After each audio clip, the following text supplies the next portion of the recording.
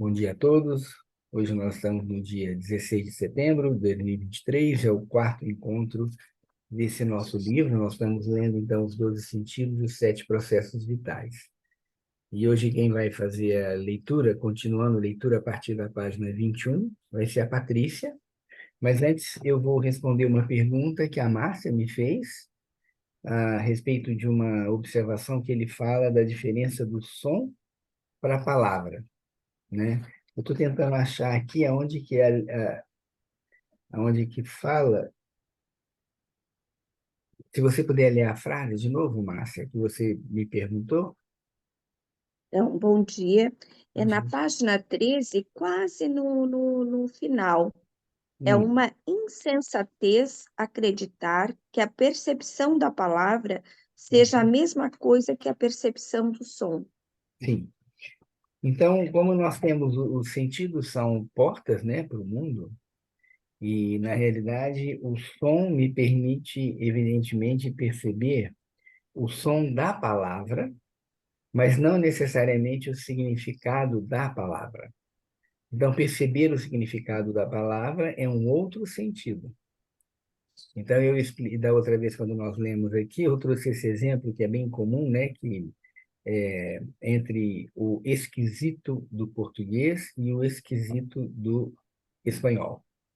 Então, é o mesmo som, mas o esquisito para nós, em português, significa uma coisa estranha, não muito boa. E o espanhol, quando fala esquisito, é uma coisa muito boa.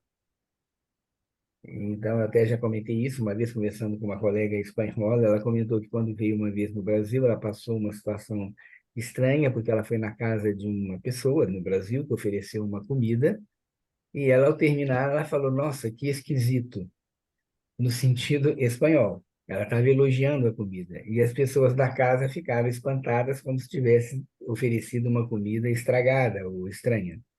Então, não é o som, mas é o sentido da palavra. Assim como também nós usamos o sentido de pensamento, porque você tem várias palavras que fazem uma frase, por exemplo, nos ditados, por exemplo, e de repente você vê que não basta juntar as palavras. O sentido do pensamento por trás das palavras é outro. Então, nós temos esses 12 sentidos, né, que realmente nos permitem observar os 4 primeiros a si mesmo, que é o tato, o vital, o movimento e equilíbrio. Depois nós temos os 4 intermediários, que me permitem perceber o mundo em torno, né? Então, é o olfato, o paladar, a visão e o térmico. E os 4 últimos, que são os sentidos superiores, que permitem que eu entenda a cultura humana. E aí você tem a audição, que me permite perceber os sons. E pelo som eu consigo perceber também o íntimo daquilo que emite o som, até num sentido mais anímico, né? Então, eu posso observar, o Steiner, inclusive, sugere isso no caminho de autodesenvolvimento, você observar o som dos seres vivos para procurar entender o que vai na alma deles, né? Se tem tristeza, se é alegria. As mães instintivamente fazem isso, né? Quando houve o choro de uma criança, elas conseguem definir claramente que se aquele choro é de mãe ou é de sofrimento, né? E depois nós temos a palavra, que é a compreensão da palavra, o pensamento, a compreensão da ideia que está por trás, né, de um pensamento, e a percepção do eu do outro. Então, eu tenho a minha percepção de mim, isso já não é nem um sentido, é uma realidade, mas eu olho para o outro ser humano e reconheço esse outro ser humano através do sentido do eu alheio. Sim. E é bem interessante Não, pensar que até o nono sentido, que é né? que é a audição, né? Os animais têm. Os animais também têm tato, os animais têm vital, eles movimentam, eles exercitam, eles têm olfato, eles têm paladar, eles veem, eles têm a percepção da térmica, né, do ambiente e têm a audição, né? Eles se comunicam também por essa percepção. Mas eles não têm a compreensão da palavra, que é uma característica humana, não têm a compreensão do pensamento e nem do eu alheio, que não existe, né? Porque os animais não têm uma individualidade, eles têm uma alma de grupo. Eu não sei se respondi a você, Márcia. Tudo bem. Obrigado. Então, Cíntia, você pode. A Patrícia, a Cíntia é todo sábado, mas eu sou Ai, hoje. desculpa, desculpa. Cometi o erro do hábito, né? Do Então, hábito, isso. então, Patrícia, por favor, liga. Temos de imaginar o ser humano Não, não, tentando se na de um... página 21 além desses 7 processos, não é não? Só se a sua. Ah, na minha 20. Ah, tá, tudo bem. Aham. Então tá. Além desses 7 processos, não existe mais qualquer processo vital interno. A vida se divide em 7 processos. Contudo, não podemos chamá-los de âmbitos. Os 7 beneficiam todos os 12 âmbitos. Esses processos vitais vivificam tudo. Portanto, ao considerar tal relacionamento desses 7 com os 12, temos o seguinte: respiração, aquecimento, nutrição, secreção, manutenção, crescimento, geração, mas de forma a terem relação com todos os sentidos. Relação essa que, de certa forma, flui através de todos eles, consistindo em movimento. E aí tem uma gravura, você vai falar sobre ela ou não? Segue. Na realidade, ele já tinha falado, né? Que na minha edição mais antiga, a gravura veio antes, né? Mas Ah, são em torno aqui, né, no círculo, estão marcados 12 espaços, que são os sentidos, né? E dentro, vivificando todos os sentidos, existem esses 7 processos vitais. Que aí ele chama respiração, aquecimento. Na edição mais antiga está escrito alimentação, na de vocês está nutrição. Na edição mais antiga também estava escrito segregação, na de vocês está escrito secreção, se não me engano, na mais nova, né? Aí o quinto é a manutenção, o sexto é o crescimento e o sétimo é a reprodução. na nossa está escrito geração. Geração? Uhum, tá. Deixa eu até anotar aí. Temos de imaginar o ser humano, tratando-se de um ser humano vivo, como possuindo os 12 âmbitos dos sentidos separados entre si, e tendo a vida pulsando através deles de 7 maneiras. Escrevam os signos zodiacais junto aos 12 âmbitos, e os senhores obterão o macrocosmo. Acrescentem os 12 sentidos e obterão o microcosmo. Escrevam junto aos 7 processos vitais os signos dos planetas e obterão o macrocosmo. Escrevam os nomes dos 7 processos vitais e obterão o microcosmo. E do mesmo modo como os planetas, em seus movimentos, se relacionam com os signos do zodíaco ao passar por eles, o processo vital, com sua vitalidade, perpassa sempre os âmbitos dos sentidos em repouso, percorrendo-os. Como os senhores veem, sob vários aspectos o homem é um microcosmo. Aqui fica alguma dúvida sobre essa exposição que ele fez? Ele faz uma relação bastante interessante do macro para o micro, né? E é interessante lembrar o que o Hermes Trismegistus falava, né? Que o que tem em cima tem embaixo. Então, ele faz essa relação do macro, do micro, do zodíaco e os planetas, né? E, ao mesmo tempo, você faz essa relação entre os 12 sentidos e os 7 processos vitais, né? Cíntia, você ia falar? Bom dia para todo mundo. Eu queria saber se você pode falar se tem, se existe a ordem como os planetas estão relacionados com esses 7 processos, se existe essa ordem que a gente vê, né, a Lua, sabe, até Saturno, que cada um corresponde a um processo vital. Tem isso? Não, não necessariamente, não é esse o estudo aqui, né?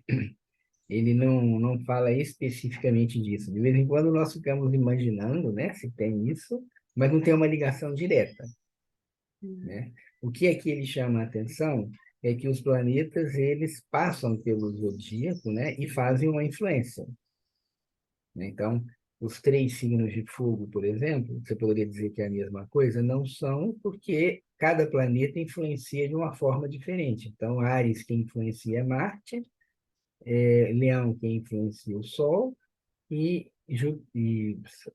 Sagitário, quem está influenciando é Júpiter. Então, todos são fogo, mas cada um com características diferentes. Então, eu acho que ele está chamando a atenção disso, quer dizer, que você tem as estrelas fixas e a rotação dos planetas junto a essas estrelas confere características específicas.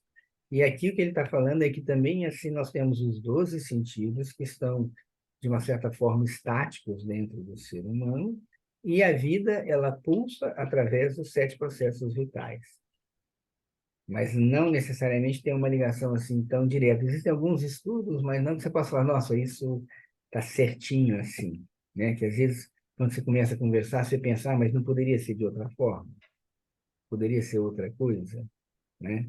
Então, é interessante, podemos até um momento tentar fazer essa relação, né?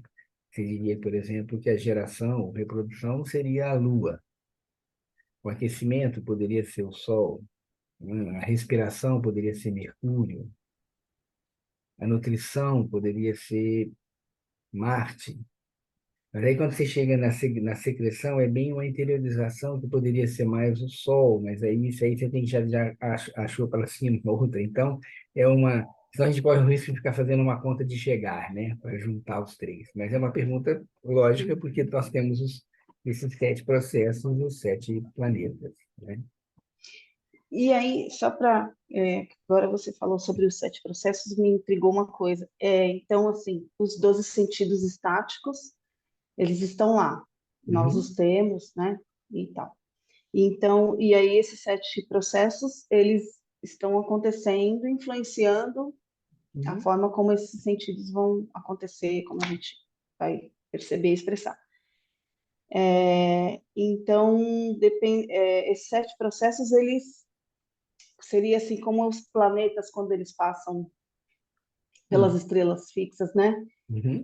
De acordo em qual signo ele vai passar, ele vai influenciar de uma forma. Então, seria um pensamento parecido, esses 7 Só que processos, aqui o que eu de entendo acordo é que com... não é que vai mudar, né, alguma coisa, se for um planeta, um sentido em um processo, é que ele chama a atenção que a vida transborda através desses 7 processos vitais, sem os quais não teria sentido ter sentidos, né? Acho que esse é o aspecto que ele fala aqui, tá? Uhum. O que eu entendi, que assim, como os planetas, eles são corpos celestes, né? Errantes, eles se movimentam. Eu fiz essa associação. Os Sim. 7 processos vitais, eles também são, eu não encontro a palavra, mas assim, eles meio que flutuam, ou seja, de acordo com como eles forem vividos por cada um, eles vão influenciar de uma certa maneira cada É. sentido em cada ser humano. O que eu acho que o arquétipo aqui é que os 7 processos vitais, eles vivificam, de uma maneira geral, os 12 sentidos. Tá? Não é uma relação específica, como nós falamos ali do Marte com Áries. Eu acho que aqui o que ele traz para nós é que existe essa relação de influência, como ele faz a relação do macrocosmo no microcosmo. Mas ele não faz essa relação direta, como você está falando, perguntando agora, né? Acho que o mais importante é a gente ter essa visão de que, com os 7 processos vitais, nós vivificamos os 12 sentidos. Uhum. Entendi, eles dão vida e movimento. Sim, Seria algo. nesse Tá, sentido. entendi. Tá bom. Obrigada. Bem, Patrícia? Uma pessoa que conheça profundamente a fisiologia moderna e também a psicologia experimental tal como hoje é concebida, tem uma nota aqui, tenha-se em mente que esta palestra foi proferida em 1916. Diria o seguinte: essa é uma brincadeira engraçadinha, pois podemos encontrar relacionamentos entre todas as coisas. Se ajeitarmos as coisas de maneira a supor que haja 12 âmbitos dos sentidos, chegaremos aos 12 signos zodiacais. E, dividindo os processos vitais em 7 partes, chegaremos aos 7 planetas. Resumindo, podemos achar que tudo isso seja elaborado com base numa ideia delirante. Só que não é esse o caso. Realmente não. O que hoje se manifesta no homem formou-se e desenvolveu-se paulatinamente. Na época da antiga Lua, os sentidos do homem não eram como são hoje. Eu já disse que eram muito, muito mais vivos. Durante a época da antiga Lua, constituíam a base da clarividência onírica. Hoje os sentidos são mais mortos do que naquela época. São mais separados da unidade, do conjunto cétuplo, do processo vital global em sua cetuplicidade. Na antiga Lua, os próprios processos dos sentidos ainda eram mais processos vitais. Quando hoje vemos ou ouvimos, já se trata de um processo bastante morto, de um processo muito periférico. Durante a antiga Lua, a percepção não era tão morta assim. Tomemos, por exemplo, o sentido do paladar. O modo como este se apresenta aqui na Terra, isso todos sabem. Durante a época da antiga Lua era diferente. O degustar era um processo em que o homem não se separava tanto do mundo exterior como agora. Agora o açúcar está fora. A pessoa tem de lambê-lo inicialmente, para depois se desencadear um processo interno. Nesse caso, temos de distinguir muito precisamente entre o subjetivo e o objetivo. Durante a época da antiga Lua, não era isso que ocorria. Aí havia um processo muito mais vivo, sendo que o subjetivo e o objetivo não se diferenciavam tanto. O processo de degustação era um processo muito mais vivo, relativamente semelhante ao processo da respiração. Quando respiramos, ocorre algo real em nós.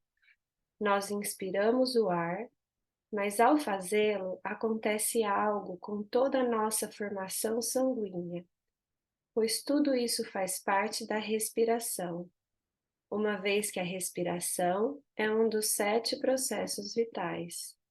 E neste caso, não é possível fazer uma grande distinção. Portanto, fora e dentro se pertencem mutuamente. O ar de fora, o ar de dentro. Ao citar o processo da respiração, dá-se um processo real.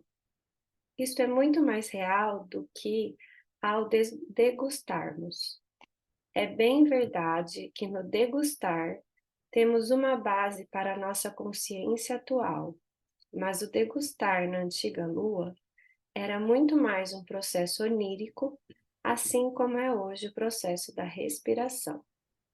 Então, acho que aqui seria interessante só fazer uma explicação, né? Porque o Steiner, quando deu essa palestra, ele pressupôs naturalmente que eram antropósofos que já conheciam a noção da antroposofia básica, né? Que seriam os processos cósmicos, né? A cosmogênese. Então, só lembrando que na cosmogênese você parte do princípio de que não só o ser humano evolui, mas a Terra também evolui. Essa Terra que nós temos hoje, esse planeta que nós habitamos, né?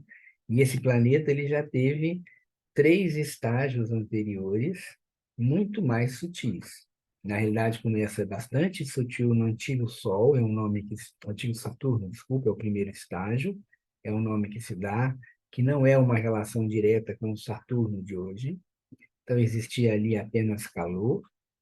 No antigo, depois tem um longo período, né? E muita coisa acontece. Se vocês um dia quiserem estudar a cosmogênese, tem muita ali atuação das hierarquias. Aí tem um sono cósmico, né? Tudo aquilo que acontecia no Sol como se adormecesse, tem um nome de Pralaya.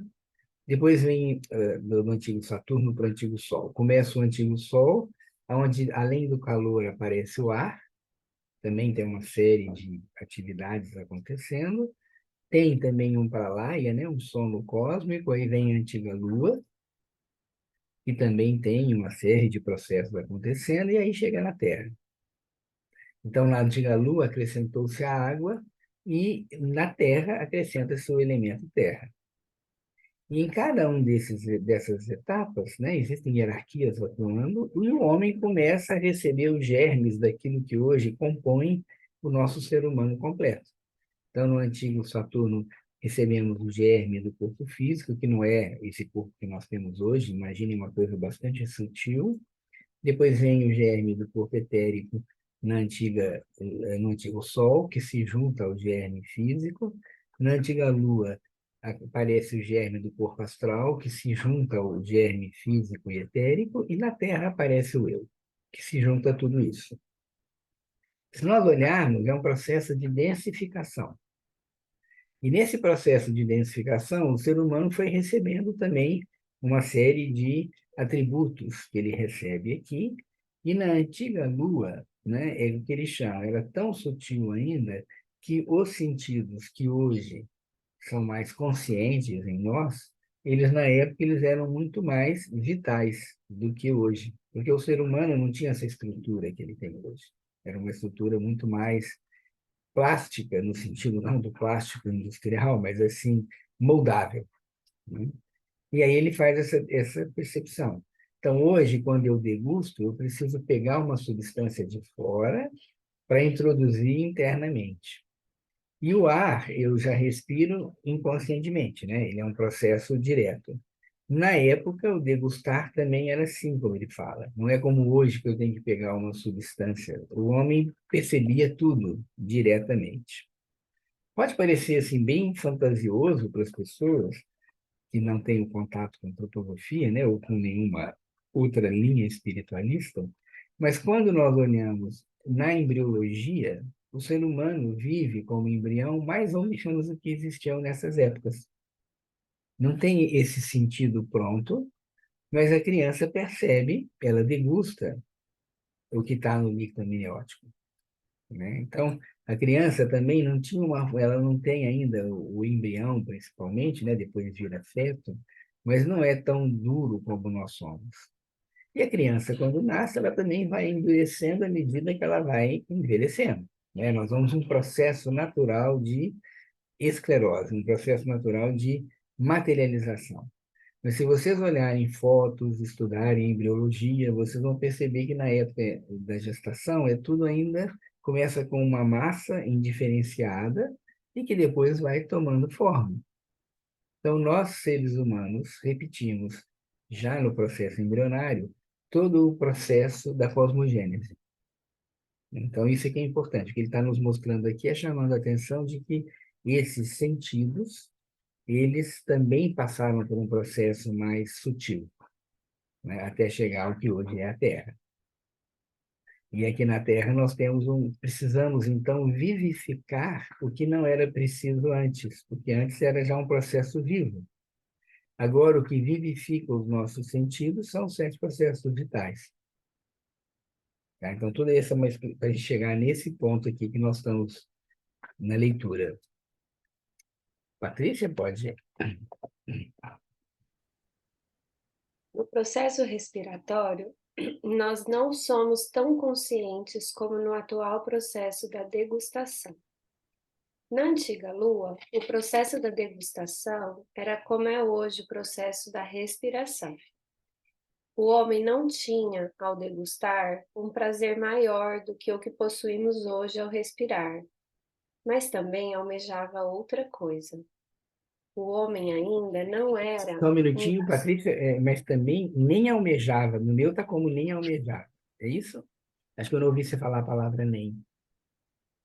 mas também nem almejava Nem almejava, outra tá. coisa. Uhum. Mas também nem almejava outra coisa. O homem ainda não era um gastrônomo e nem podia sê-lo, pois só conseguia consumar seu processo de degustação à medida que, pelo degustar, algo se efetuava nele próprio, algo ligado à sua manutenção, ao seu existir como um ser lunar vivo. Durante a época da antiga Lua, o mesmo se dava, por exemplo, com o processo da visão. Não era de fora que se olhava para um objeto, não era de fora que se percebiam as cores. Os olhos viviam dentro da cor e a vida era sustentada pela cor que entrava pelos olhos. Os olhos eram uma espécie de órgão de respiração de cores. A constituição vital dependia do relacionamento que se tinha com o mundo exterior através dos olhos, quando o processo de percepção entrava por eles. Durante a época da antiga Lua, os seres humanos se expandiam, se ampliavam quando entravam no azul e se contraíam quando ousavam entrar no vermelho. Expansão, contração, expansão, contração. Isso estava ligado à percepção cromática. Assim, todos os sentidos ainda mantinham um relacionamento mais vivo com o mundo exterior e com o mundo interior, tal como mantém hoje os processos vitais. Como era o sentido do eu na antiga Lua? O eu só se ligou ao homem na Terra, não tendo, portanto, na Lua, uma razão de ser. Não se podia perceber um eu. O sentido do eu ainda não podia existir. Também o pensar, tal como percebemos hoje, tal como descrevi anteriormente, o pensar vivo está relacionado com a consciência da Terra. O sentido do pensar, como o possuímos hoje, ainda não existia na antiga Lua. Naquela época, os homens tampouco falavam. Na antiga Lua, ainda não existia a maneira atual de percebermos a fala de outra pessoa. Portanto, tampouco existia o sentido da palavra. A palavra vivia inicialmente como o Logos, permeando sonoramente o mundo todo, e também permeava o ser humano de então. A palavra tinha um significado para o homem, mas ele ainda não percebia a palavra nos outros seres. O sentido da audição já existia, sendo, porém, muito mais vivo do que é hoje. De certo modo, como sentido, a audição estancou aqui na Terra. Via de regra, nós ficamos bem quietos ao escutar. Nada se modifica substancialmente em nosso organismo quando ouvimos, a não ser que o tímpano se rompa por meio de um som qualquer. Dentro do nosso organismo, nós ficamos imóveis, percebemos o som, o elemento sonoro. Não era o que ocorria na época da antiga Lua. Lá o som vinha, era ouvido, mas todo ouvir era acompanhado de uma vibração interna. Participava-se vivamente do som. O que se denomina palavra universal também era acompanhado por uma participação viva, mas não era percebido. Portanto, não podemos falar de um sentido. Mas o homem, na antiga Lua, participava desse soar que hoje é a base do sentido da audição. Se o que hoje escutamos como música tivesse soado na antiga Lua, não teria sido possível meramente a dança exterior, mas também a dança interior. Então, todos os órgãos internos, com poucas exceções, se comportariam da mesma maneira como se comporta, como se movimenta internamente minha laringe quando faço o som passar por ela. O homem todo era internamente vibrante, de modo harmônico ou desarmônico, e percebia essa vibração por meio do som. Era realmente um processo que se percebia, mas que era acompanhado vivamente, um processo vital. Acho que aqui podemos parar um pouquinho. Então, ele está reforçando aquilo que nós falamos, né? E é muito interessante que os processos superiores, os sentidos superiores, como o eu alheio, o pensamento e a palavra, não existiam na antiga Lua. Existia a audição, porque tudo é gerado pelo, né, como diz no Evangelho de João, no princípio era o verbo, né? Então, é um som primordial que gera tudo. Só que um homem naquela época não tinha, né, na antiga Lua, não tinha por que reconhecer o eu do outro, porque o eu ainda não tinha chegado. Lembra que eu falei com vocês que o eu chega na Terra? E não existia uma fala e nem existia um pensamento ainda. E o som era a absorção viva do que tinha fora. Então, hoje eu posso ouvir um som e não ter nenhuma vibração interna, mas na época era tudo tão vivo e tão interligado que o som fazia um movimento interno, tudo vibrava internamente. E aqui na Terra, quando eu vou ouvir, eu preciso do sistema, né, auditivo, que é bem material, né? Se vocês se lembram lá da biologia, você tinha os ossículos, né, dentro do ouvido. Então, é um movimento, é uma atividade mecânica, né? Assim como a visão, o olho é a parte quase que não tem vida no ser humano. Tanto que um transplante de córnea é uma coisa relativamente fácil, porque quase não tem sangue que faça o processo de rejeição, né, do sangue do outro para o meu sangue. E a máquina fotográfica antiga era a cópia fiel do movimento ocular, né? Você tinha que fechava e que abria, né, esse movimento, como a nossa pupila faz. Então, isso mostra como nós ficamos cada vez mais densos, mais materializados. Isso nos permite ter consciência, mas nos aparta do mundo como existia antigamente, num processo mais vivo. Então, antigamente era quase o interior e o exterior era quase a mesma coisa. Hoje, nós, pela necessidade de nos separarmos, de termos autonomia, autodeterminação, até fisicamente nós nos separamos, né? Então, não tem essa vitalidade que existia anteriormente. Podemos continuar? Do mesmo modo, o sentido do calor era um processo vital. Hoje nós somos relativamente passivos diante do que nos rodeia. Temos a sensação de quente ou frio. É certo que participamos sutilmente dessa vivência, mas na antiga Lua vivenciava-se essa participação de modo tal que toda disposição vital se modificava quando o calor aumentava ou diminuía. Havia, portanto, uma vivência participativa muito mais forte. Assim como o homem vibrava juntamente com o som, também se aquecia e se resfriava internamente e sentia esse calor e esse frio. Já descrevi como era o sentido da visão na antiga Lua. Vivia-se com a cor. Certas cores provocavam uma expansão da figura humana, outras uma contração. Hoje nós só vivenciamos isso simbolicamente. Não encolhemos mais diante do vermelho e não estufamos mais diante do azul, mas na antiga Lua nós o fazíamos. O sentido do paladar eu já o descrevi. O sentido do olfato estava intimamente ligado aos processos vitais na antiga Lua. Lá também já era utilizado o sentido do equilíbrio. O sentido do movimento era até muito mais vivo. Hoje nós vibramos muito pouco.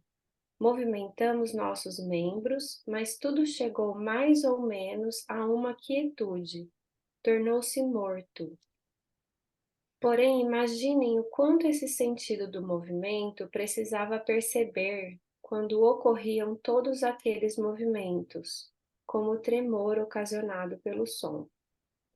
O som era percebido, vibrava-se com ele, mas essa vibração interna tinha de ser percebida novamente pelo sentido do movimento, quando o próprio homem o provocava e imitava o que era despertado nele pelo sentido da audição. O sentido da vida.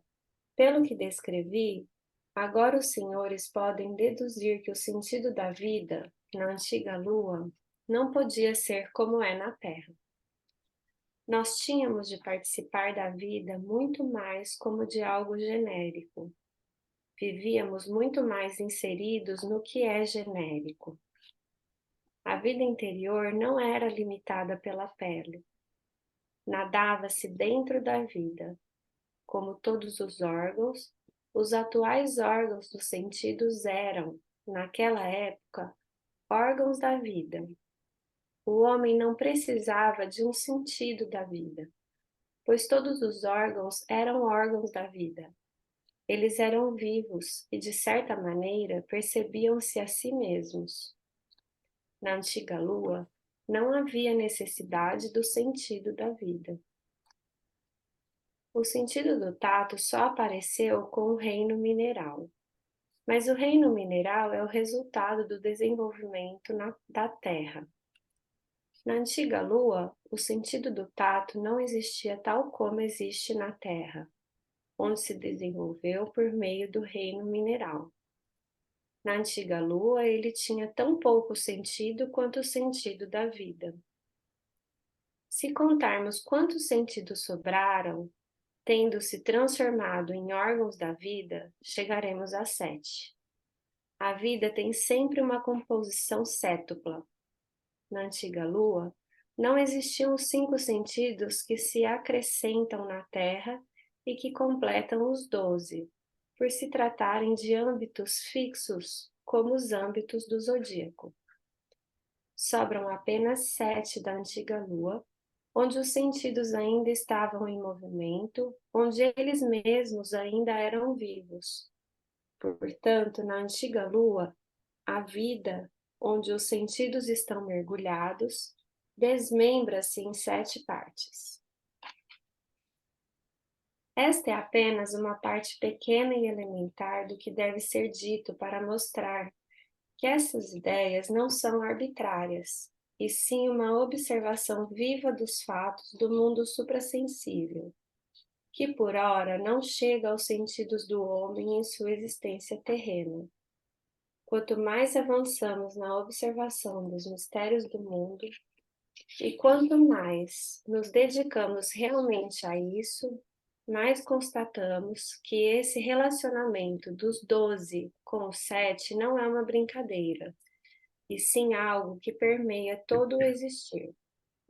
Nem é brincadeira o fato de ele ter de exprimir-se exteriormente por meio da relação das configurações zodiacais fixas com os planetas em movimentos, e também por ser o resultado de uma parte do grande mistério dos números na existência do mundo. A relação entre os números 12 e 7 exprime um profundo segredo da existência. Exprime o segredo dentro do qual o homem se situa como ser sensorial em sua relação com o ser da vida, consigo mesmo como ser vivo. O número 12 contém o segredo de podermos acolher o eu. Foi pelo fato de terem se transformado em 12 âmbitos em repouso que nossos sentidos vieram a ser a base da consciência do eu na Terra.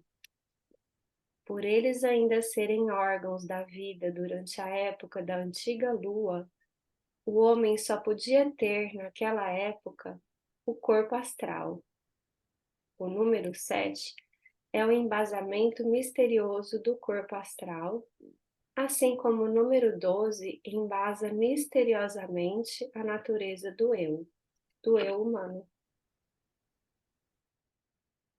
Muito bem. Terminamos a leitura. Aqui no meu, no meu livro antigo, tinha na outra página, tem uma indicação, não sei se um de vocês tem, que fala aqui sobre o tema específico dos 12 sentidos. Ele sugere uma leitura do livro, é um livro muito usado na pedagogia, que é A Arte da Educação 1, na 8ª conferência, onde ele fala do estudo geral do homem, uma base para a pedagogia. E os sentidos têm toda essa, é a forma de perceber, né? Então, esse final do livro, ele traz toda essa visão da cosmogênese justamente para mostrar que, como que antes, né, no processo de construção, o ser humano era bastante mais vital e chegando na Terra, ele chega nessa necessidade, né, de estar presente no mundo, e aí os sentidos acabam, que antes eram totalmente vitais, eles passam a ser mais fixos e precisam dos 7 processos que trazem a vida. E ele compara uma coisa que é bem interessante dos números, né? Que sempre é falado isso, né? Nos evangelhos, em outros locais, né? O que que o número traz, né? Então, o 7 aqui está vinculado ao corpo astral, porque, se você se lembra, eu falei que na antiga Lua é dado ao ser humano o germe do corpo astral. E o germe do eu, o eu, na realidade, desculpa, o eu aparece aqui na Terra e o eu está ligado aos 12. Isso na biografia também a gente entende quando nós falamos que quando surge o corpo astral no terceiro setênio, é quando as forças planetárias, que não são os planetas, né? São forças planetárias como eram conhecidas desde a antiguidade, que são em 7, aparecem também. E o zodíaco começa a atuar a partir dos 21 anos pela influência do eu. E aqui é importante só fechar que as pessoas falam, mas o zodíaco já não existe desde o início? Sim, tudo já existe desde o início. Mas, prioritariamente, nós desenvolvemos essas forças a cada setênio, né? E o zodíaco passa a funcionar como um instrumento de consciência do eu a partir dos 21 anos. Emília, você ia perguntar? É só uma coisa assim que me passou pela cabeça, Ronaldo. Tem várias religiões que falam assim, que no princípio o homem fazia parte do todo, e que aí ele se separou. E que a nossa jornada evolutiva é para voltar a fazer parte do todo.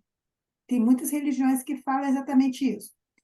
Aí eu achei interessante, porque você está falando, na antiga Lua, a gente fazia tanto parte do todo que, em alguns sentidos, nem fazia sentido a gente ter, porque a gente Uhum. sentia que fazia parte. Aí Uhum. depois a gente veio para a Terra como se fosse, foi se gerando um ego, né? Um Uhum. ser separado. E aí a nossa, vamos dizer, o sentido da evolução seria voltar a fazer parte desse Sim, todo? exatamente. Esse é o sentido da evolução, né? Quando você pensa no expulsão do paraíso, né, que é uma imagem Isso. analógica, o ser humano é expulso porque ele adquire uma consciência que ele não deveria ter ainda, por influência lembra da serpente que Aham. oferece o Que é tudo conhecimento da árvore símbolo, da né, vida, Ronaldo? né? E qual que é o caminho evolutivo? É voltar para o paraíso, mas agora com consciência. Ah, Porque a muito imagem legal. do paraíso é uma imagem que o homem, você não pode dizer que um homem é bom ou mau, ele vive numa situação paradisíaca, ele não conhecia o mal. A partir do momento em que você conhece o mal, aí você vai, em liberdade, fazer a sua escolha. Se você fica do lado do bem ou do lado do mal. E esse é um processo que, quando nós falamos da cosmogênese, agora olhando para o futuro, que até aqui o Steiner trouxe uma imagem a partir da antiga Lua, e se fixou muito na antiga Lua, mas para chegar na antiga Lua teve o antigo Sol, teve o antigo Saturno.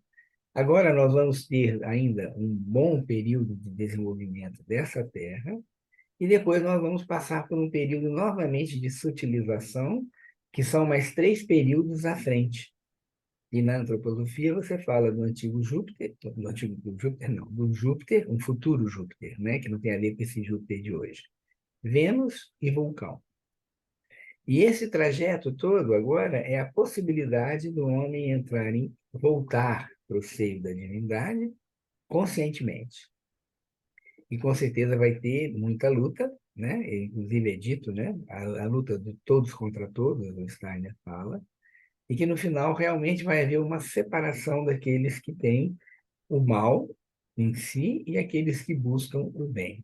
Hoje nós ainda vivemos juntos, né? Convivemos, sofremos com isso também, mas no futuro vai haver essa separação realmente, e aqueles que fizerem o caminho evolutivo que permita que adequado vai permitir que se volte a essa integração. É bem interessante que existe a frase que diz, né? Você só pode unir aquilo que é devidamente separado, né? E nós fizemos esse Aham. processo de separação. E esse E é como se, processo de separação tem todas essas características, e já antes de, Maria Emília, antes que eu me esqueça, foi feita uma pergunta pela Sandra, qual era um livro para ler sobre a cosmogênese, que eu falei com vocês, né? Então, tem dois livros principais para você ler sobre a cosmologia. Hoje em dia a gente pode falar de três, porque teve um terceiro que foi editado agora. Você tem na Ciência Oculta, o livro Ciência Oculta, você tem toda essa explicação, mas ela é tão complexa que o Steiner fala num outro livro, que é a Crônica do Akasha, é o segundo livro, ele fala de um outro ponto de vista complementar à ciência oculta, né? Na realidade, se não me engano, a Crônica do Akasha é antes da ciência oculta. E depois tem um outro livro que é A Evolução sob o Ponto de Vista do Verdadeiro, que foi publicado, se não me engano, mais recentemente. Antigamente era só uma apostila, onde o Steiner dá um outro ponto de vista sobre essa evolução. E durante a obra dele toda, ele vai comentando sobre isso. E não sendo no Steiner, vocês têm um livro do Rudolf Lanz, que é um livro ele foi produzido aqui no Brasil, na realidade. O Rudolf Lanz foi uma pessoa bastante importante aqui na pedagogia, na sociedade antroposófica. Ele escreveu um livrinho muito pequenininho que chama-se Noções Básicas de Antroposofia. E nesse Noções Básicas de Antroposofia, toda essa cosmogênese, todo esse processo é falado de uma forma bem sucinta, e que quem quiser entrar em contato primeiro de uma forma mais sucinta, o Noções Básicas de Antroposofia traz isso, e você pode aprofundar isso a partir desses outros livros, né? Crônica do Akasha, Ciência Oculta e a Evolução sob o Ponto de Vista do Verdadeiro. Tá? Lá ele não aborda tão profundamente a questão dos sentidos aqui, né? Praticamente isso é citado só, né? Mas é todo esse processo evolutivo.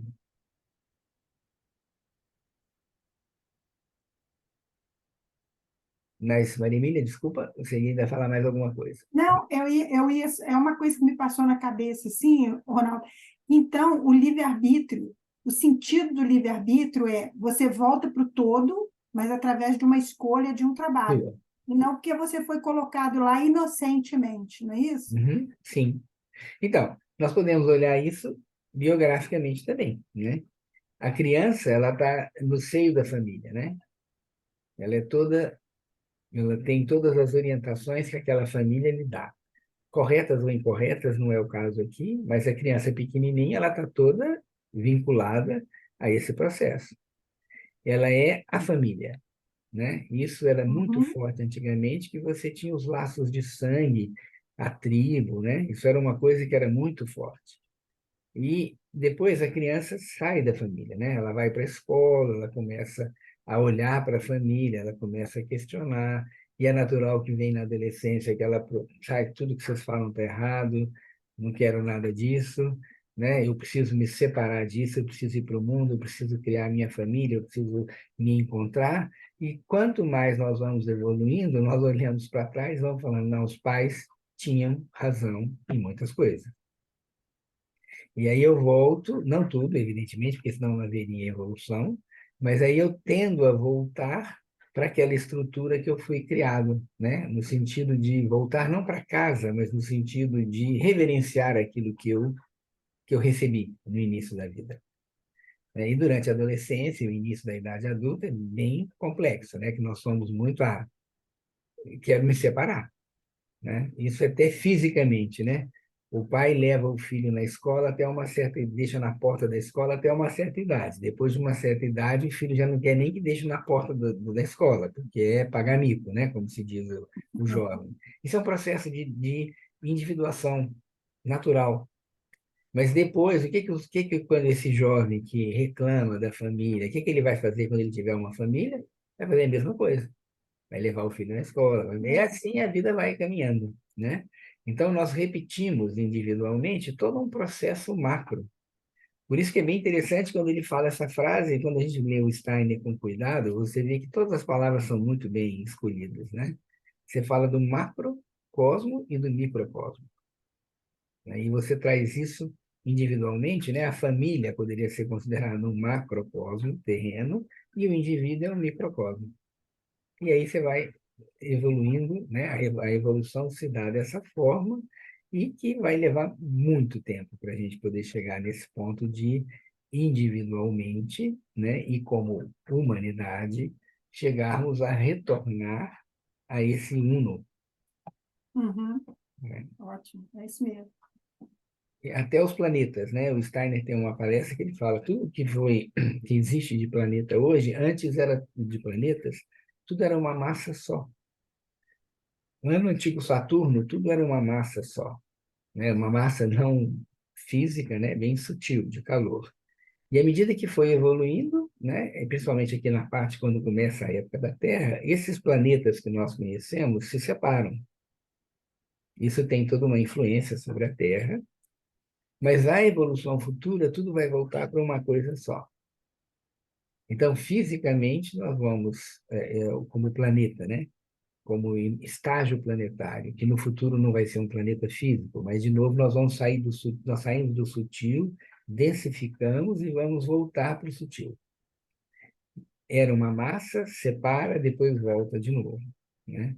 E nós fazemos isso individualmente também, todo esse processo. Sandra?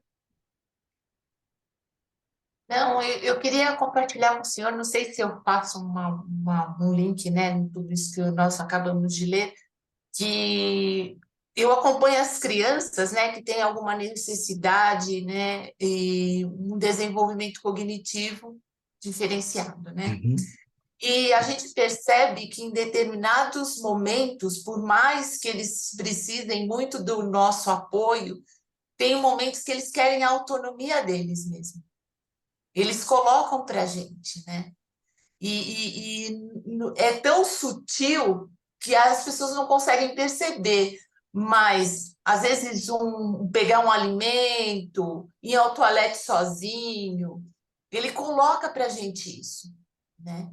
Eu tenho um menino que eu estou acompanhando há um tempo, então você cuidava dele pequeno, né? 6 anos você cuidava da higiene. Agora não, ele já coloca que ele quer, né? Eu não sei se isso teria muito a ver com o que o senhor está falando agora, o que a gente leu, mas se percebe-se claramente que, por mais que tenha alguma deficiência, tem uma autonomia, né? E tem um colocar assim, né? Eu estou crescendo, eu estou evoluindo, apesar de todas as minhas limitações. Podemos falar sobre isso também, não? Sim, Em relação ao que a porque gente estudou agora. o estar na Terra é realmente esse caminho do ser humano de tomar posse desse eu. E sempre que você toma posse do eu, você se separa mais do todo, né?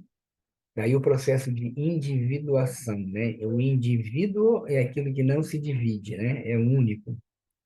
E mesmo isso acontece na criança, quando ela fala eu pela primeira vez, né? Aos 3 anos de idade, que é a única palavra que eu não consigo ensinar para ninguém, porque eu se refere a mim, eu não posso apontar para uma criança e falar isto é eu, porque eu sou eu, não o outro. E toda criança, depois de dominar o andar, o falar e o pensar, aí ela fala o eu. E quando ela fala eu, ela fala não. Porque o não é um processo de separação, né? Então, os pais, os pedagogos, né? Quem toma conta, se depara com a criança que começa a falar não, e ficam irritados, às vezes, com a criança que fala não, mas esse não é uma complementação do eu, no sentido, eu estou me separando do mundo. E cada vez mais que eu entro em contato com o meu eu fico mais distante do mundo, me separo do mundo. E isso é bem interessante, que na biografia eu vou ficando, principalmente na época como adulto, né, dos 21 aos 42, é uma época mais egóica do ser humano, ele precisa se encontrar e se colocar na profissão, mas depois, o que se espera numa evolução sadia de um ser humano? É que ele vai voltando cada vez mais para o social, mesmo que ele seja um eu, né? Então, ele era uma união com a mãe, principalmente, com a família, ele começa a se separar, encontra seu caminho, e se ele faz um processo adequado de desenvolvimento, ele continua sendo um eu, mas contribuindo para o todo. Então, de novo, é esse processo que a gente vai juntando, e evidentemente com crianças que têm os necessidades especiais, esse processo tem desafios diferentes, né? Mas isso está certo, é isso mesmo. Muito bem, chegamos ao fim do livro e agora nós vamos olhar aqui que nós temos a proposta, né? Eu acho que nós já fizemos essa proposta, né? No próximo livro, que nós achamos, né, que a educação da criança, do ponto de vista da ciência espiritual, foi que nós combinamos? Então, no próximo sábado, começa então a leitura essa sequência que nós vamos fazer, e depois nós vamos continuar um passo, né? Que aí como nós vamos começar agora lá no início. Tudo, na realidade, nós estamos falando, biografia, tudo está desde o início lá, mas agora nós vamos mostrar a educação da criança sob o ponto de vista da ciência espiritual, e depois nós vamos ler o outro livro, pequenininho como esse, né? Todos eles são livros pequenos, que é o Andar, Falar e Pensar. E aí nós vamos seguir essa sequência, né? Dentro desse aspecto, tá? Foi isso que nós vimos, né? Da outra vez. Cristina, foi isso mesmo que nós combinamos, né? Sim, e para terminar, nós vamos ver os mistérios dos temperamentos, não é isso? Depois Era uma desse, sequência. exatamente, é. Uhum. Então, nós vamos fazer essa sequência agora, né? Que já fica mais claro. Vamos começar com a educação das crianças, dentro do ponto de vista da ciência espiritual, o Andar, Falar e Pensar, e aí voltamos para os temperamentos, tá? Nesses livros pequenos. São livros que, embora pequenos, têm muita coisa aí para se pensar, né? Tudo bem? Então, desejo um bom fim de semana para vocês, uma boa semana também. Eu vou desligar aqui, parar a nossa gravação, mas despedindo aí, terminando o livro e pensando nos próximos passos aí, né? Certo? Muito Obrigada. obrigado.